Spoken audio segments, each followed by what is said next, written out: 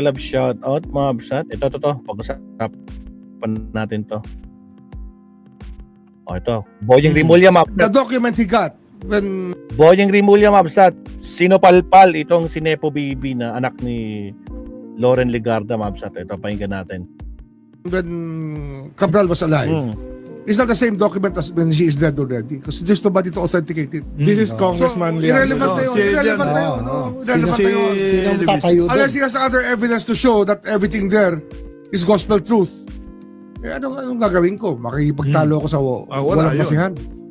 Di ba? Mahirap yun, makikipagtalo ka. Naghahanap ng atensyon eh. Oo. Hindi mo bibigay yung atensyon. Di ba? Naghahanap ng atensyon para kahagat ka. Kakagat ka ba? Pag pinakagat ka.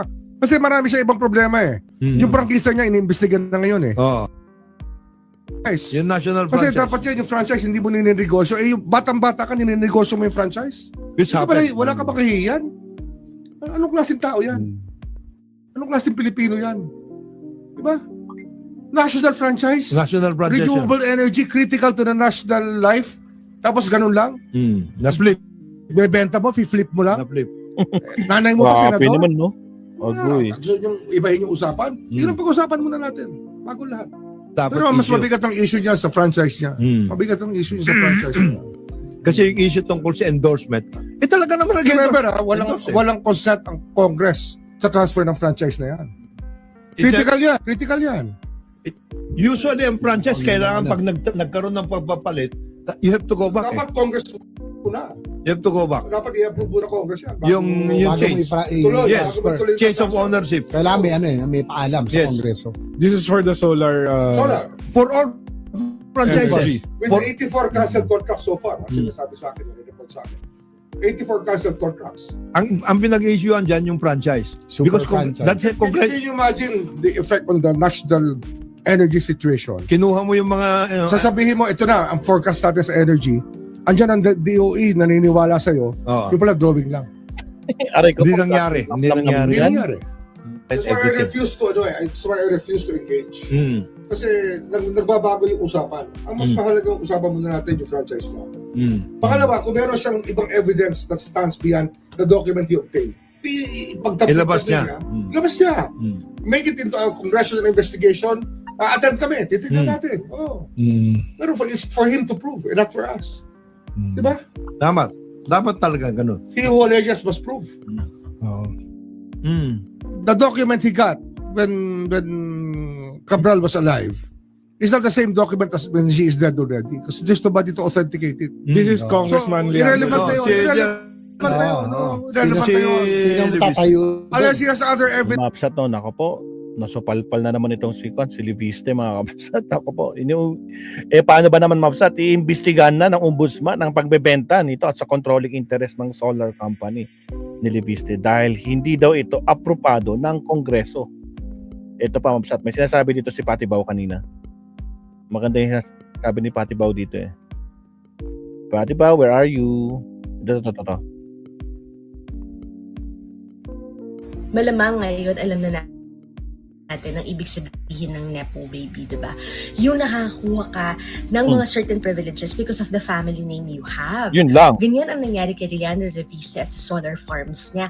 At 26 years old, can you imagine, na pagbigyan siya ng nationwide franchise para sa solar farms niya?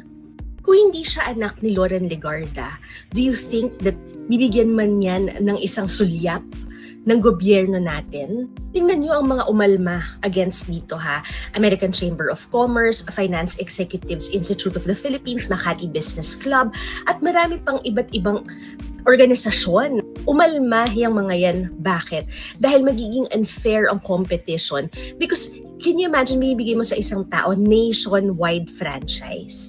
Did he deliver dun sa promise niya? Dun sa over-promise sa isang 26-year-old guy na anak ng mismong senador na super sa environment? I mean, I love the causes of Legarda, of Loren Legarda. But then, my God, ginamit mo na manipulan niyo yan dahil sa connection niyo kay Tatay Diggs. Agoy. At asan tayo ngayon? Aba, binenta pala nitong batang to yung yung franchise na yan without the approval of Congress. Nabigayan sa kanya, dumaan yan sa Kongreso at inapprove ng Presidente ng Pilipinas. Tapos pagdating sa kanya, binenta niya na lang, cash in na siya. Yan pala ang nangyayari ngayon. Yan daw ang iimbestigahan ngayon. Kaya ba nag-iingay ka para mabaling ang atensyon sa flood control at mawala sa'yo? Malamang ngayon alam na natin ang ibig sabihin ng Nepo baby, di ba? Yung nakakuha ka ng mga certain privileges because of the family name you have. Ganyan ang nangyari kay Leandro Revise at sa solar farms niya. At 26 years old, can you imagine, na pagbigyan siya ng nationwide franchise para sa solar farms niya? Kung hindi siya anak ni Loren Legarda, do you think that bibigyan man yan ng isang sulyap ng gobyerno natin? Tingnan nyo ang mga umalma against dito ha. American Chamber of Commerce, Finance Executives Institute of the Philippines. Grabe, ang dami, no? American Chamber of Commerce of the Philippines. At saka yung, Financial Executive Institute of the Philippines. Kagi Business Club, at marami pang iba't ibang organisasyon. Umalma yung mga yan. Bakit? Dahil magiging unfair ang competition. Because, can you imagine, bibigay mo sa isang tao nationwide franchise? Did he deliver dun sa promise niya? Dun sa over-promise sa isang 26-year-old guy na anak? Baby! Ikaw naman pati ba? Baby pa siya. Baby pa yung utak niya. Ng mismong senador na super sa environment. I mean, I love the causes of Legarda, of Loren Legarda. But then, my God, ginamit mo na Shout out manipulate Leonardo yan and dahil Tal. sa koneksyon niyo kay Tatay Diggs. At asan tayo ngayon?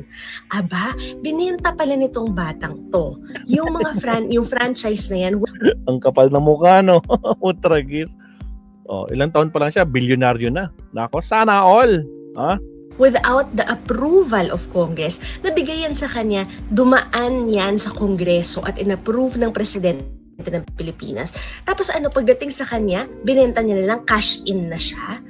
Yan pala ang nangyayari ngayon. Yan daw ang iimbestigahan ngayon. Kaya ba nag-iingay ka para mabaling ang atensyon sa flood control at mawala sa'yo? Yun lang. Kaya maingay siguro siya, mga kabsat, no? Napansin nyo?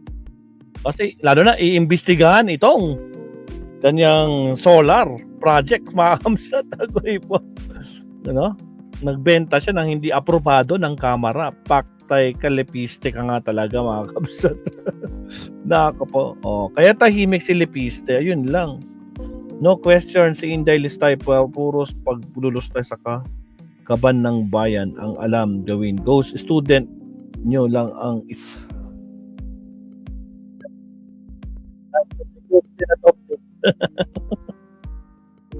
may ghost. Lahat sa kanila puro ghost, no? Maliban sa ghost project, ghost employees, ghost student, ghost beneficiary, lahat. Isama mo na pati yung kaibigan niyang ghost senator na 2 months na siya. Nagse-celebrate siya ng 2 months. 2 months mansary. Bilang na 2 months na siyang nagtatago. Agay. Lak ng kamote arda yan, di ba? Putra, yari ka talaga, Lepiste, babawiin. So, yung pinagbebentahan mo ng franchise ng solar mong nukuno, ayun lang. Ice Rain Lagmay, shout out. Don't forget to like and share and subscribe. Maraming salamat, kabsat Ice Rain Lagmay. Putragis lang itong si Kwan.